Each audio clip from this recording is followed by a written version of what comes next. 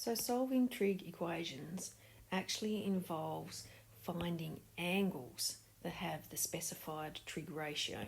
So if we were looking to solve something like sine of x is equal to a half, what we're looking for is what angles can we put in here that when we find sine of that particular angle, the answer is a half.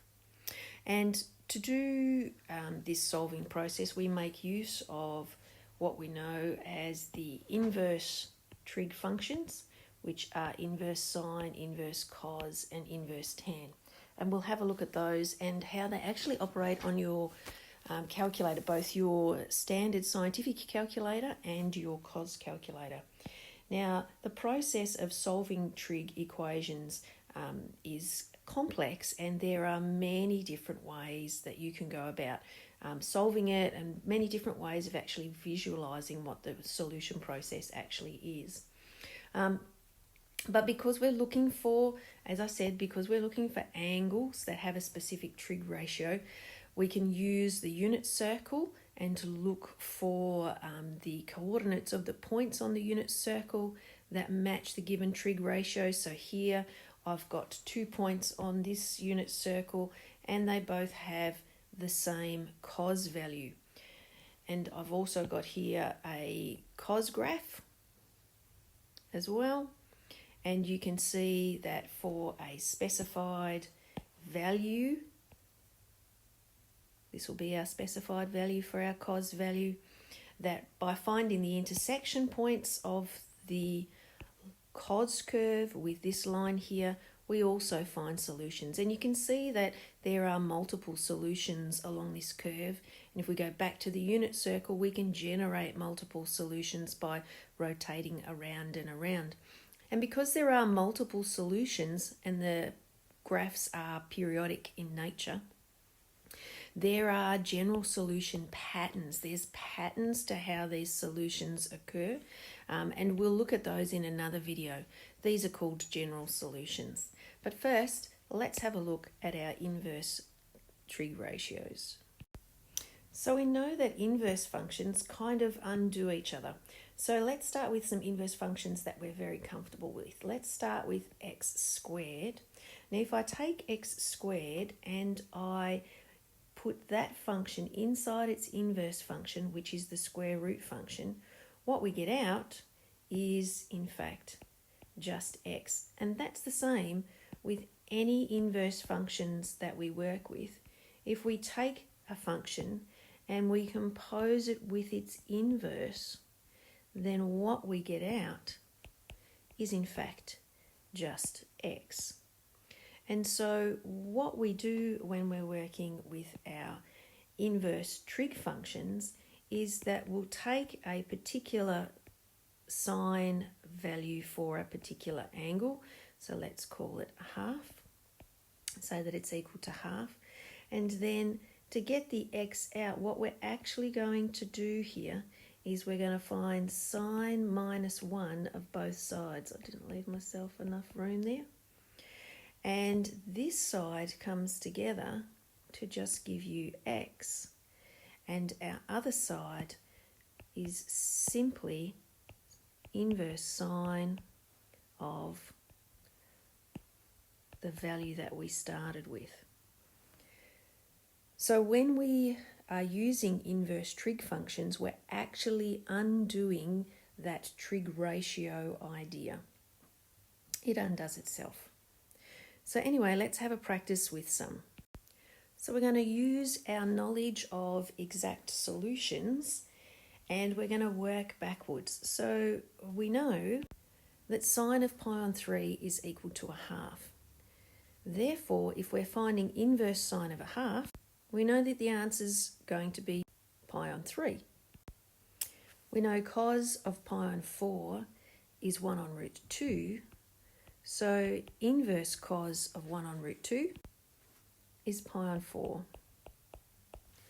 So what angle gives you a tan value of 1 on root 3? That is, of course, pi on 6. So all I've done here is I've written one equation and we've done the inverse of it just for this angle here. But we know from our graphing of trig functions that there is more than one angle here that has a sine value of a half.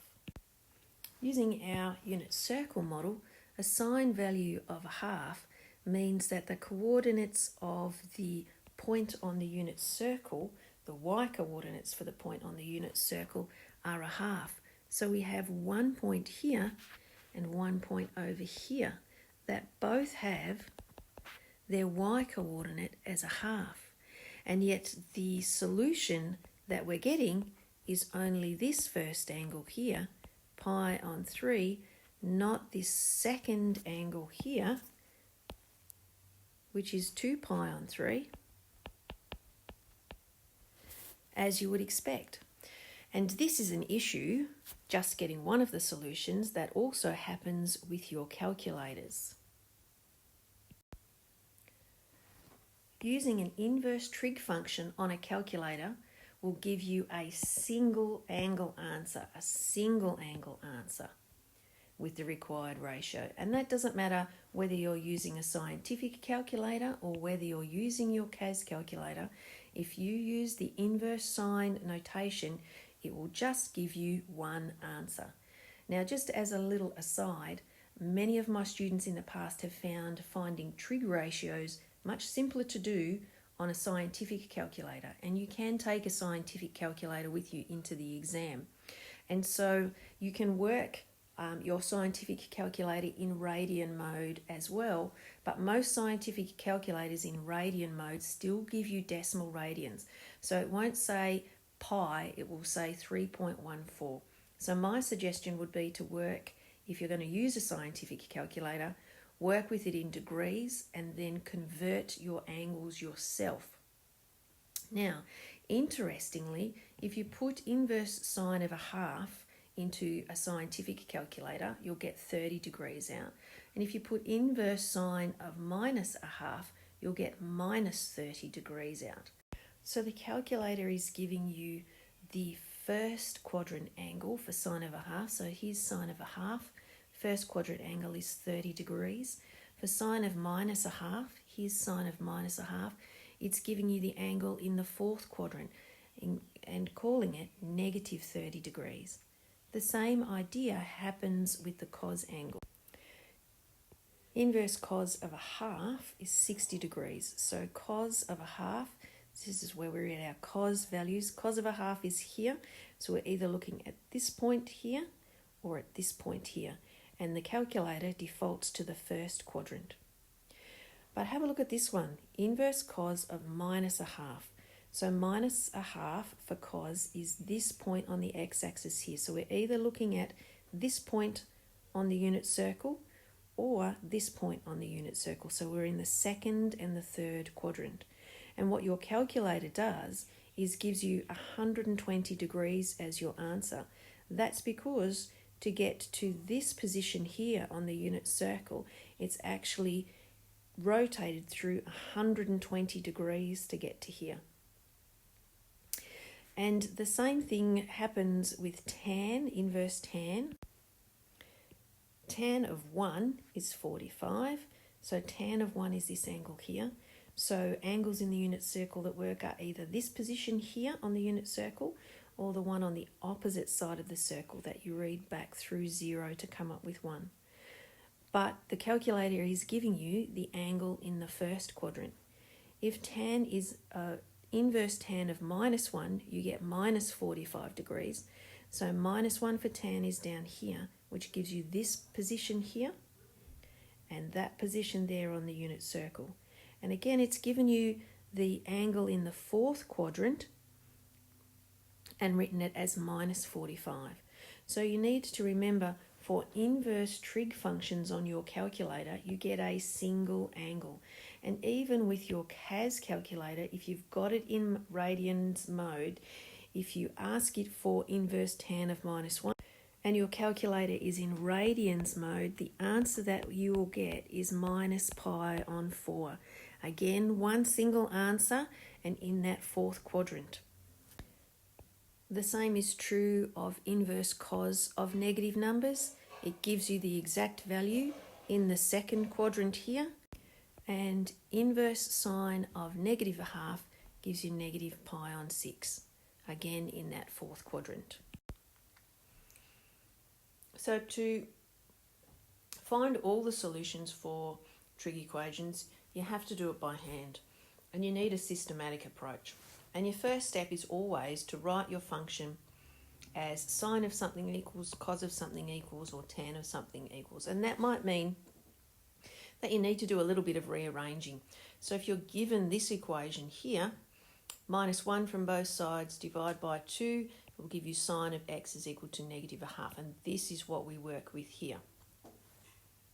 From there, you need to identify what we call the reference angle, which is the angle in the first quadrant that has the positive value for your given trig ratio. So it's the positive one. And then the quadrants that fit your answer. So for here, we've got minus sine, and our sine values we read off our y-axis. And so negative values are going to be down in the bottom half here, which means our angles that we're going to be working with are at this point on the unit circle and at this point on the unit circle. So we're working in quadrants 3 and 4. And then this angle in here is our reference angle. So sine of what angle will give us sine of a half? From our knowledge of exact values, that angle is pi on 6, which means that in the unit circle, our reference angles that we're using are pi on 6. And then from here, we generate the solutions for the given domain, making sure that we start at one end and work our way to the other. Now, you need to make sure that the domains match the angles, that the domain that we have, which is in terms of x, matches this angle here, which it doesn't. And so we're going to need to make some adjustments. To get the angles to match, I need a 2 in front of the x, which means 2 is multiplying that x. So what I need to do in my domain here is multiply each of those values as well by 2. So this will make it minus 2 pi to 2 pi. And then finally, what we need to do is generate our solutions. Now I have here start at one end and work to the other end, but there's different ways that you can do it.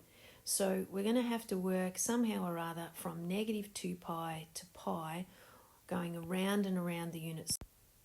So we could start here at 0 radians and start in the middle of our domain and go back pi on 2, picking this up as minus pi on 6, and this is minus 5 pi on 6 in our rotation in the negative direction, and that would cover from negative 2 pi to 0. And then we could come back to 0 and check in the positive direction, going from 0 to 2 pi, and pick this up as 7 pi on 6, and this as 11 pi on 6, having covered the second half of the domain in that second rotation, so that overall I've gone all the way from negative 2 pi to 2. And our last step is to solve our equation for x, because our angles that we got were actually measured as 2x, and we need them to be simply x.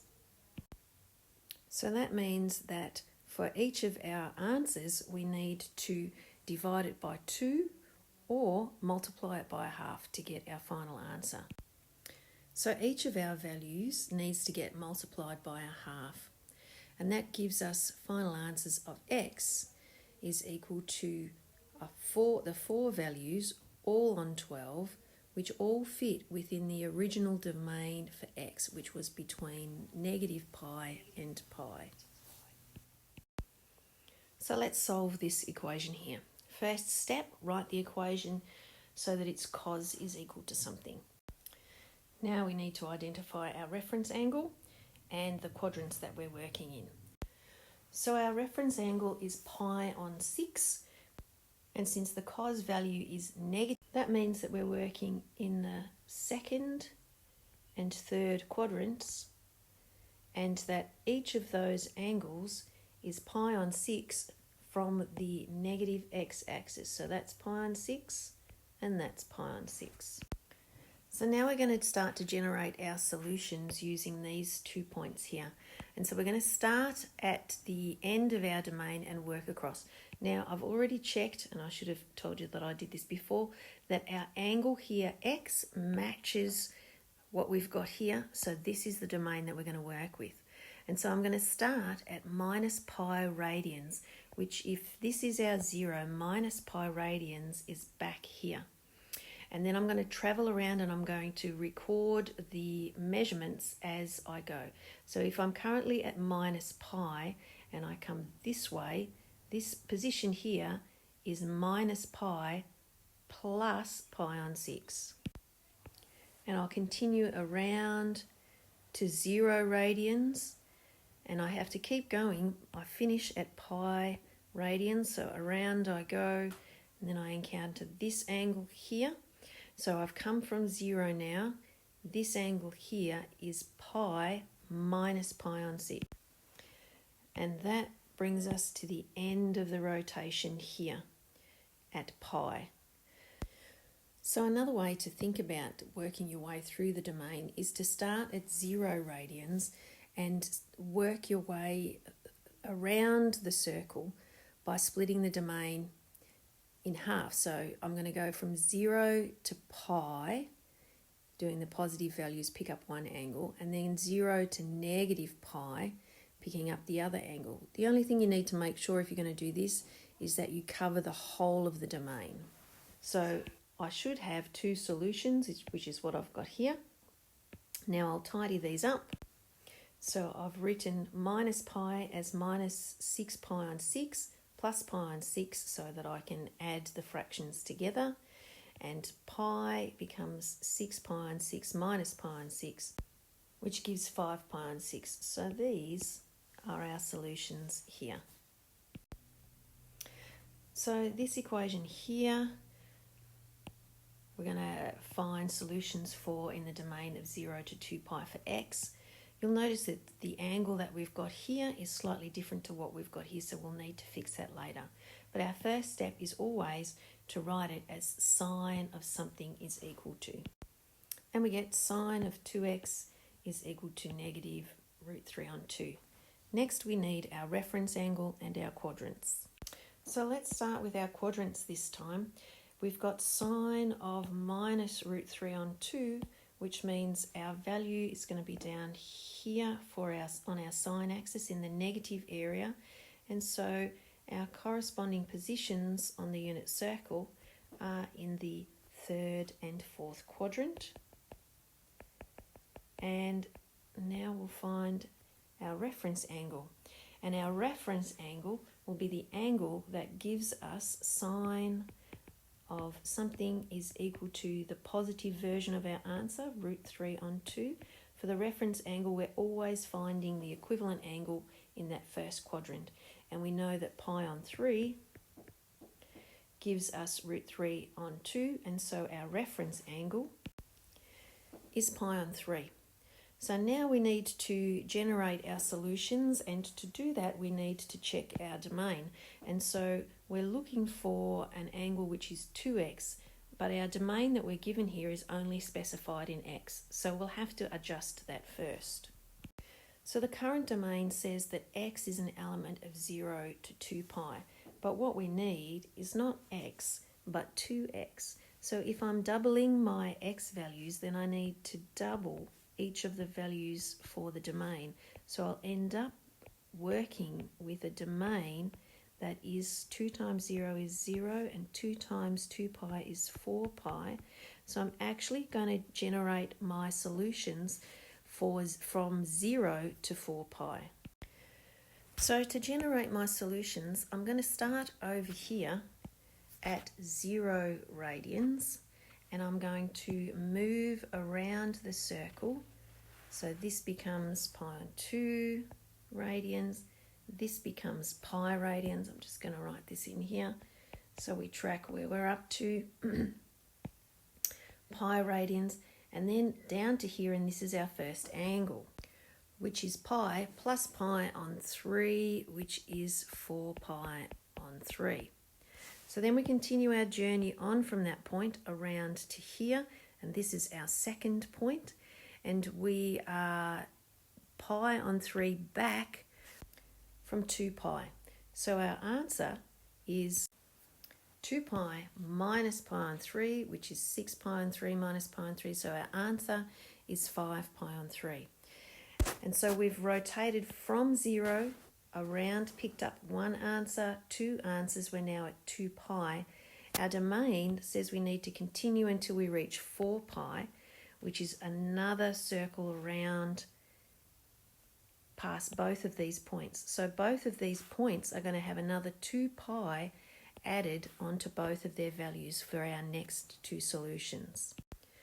So we add 2 pi to our 4 pi on 3, which you can do by writing it as 6 pi on 3, and you get 10 pi on 3. And doing the same here, so 5 pi on 3 plus 2 pi on 3, you get another solution. So now we're going to gather all of our angles together that we've found and find solutions for x. So I've gathered all of the answers together here, and you can see now that we've got 2x equal to 4 different answers. But we weren't asked to solve for 2x, we were asked to solve for x. And so we're going to need to divide each of these answers by 2. Now, given that they're already in fraction form, it might be simpler instead of dividing.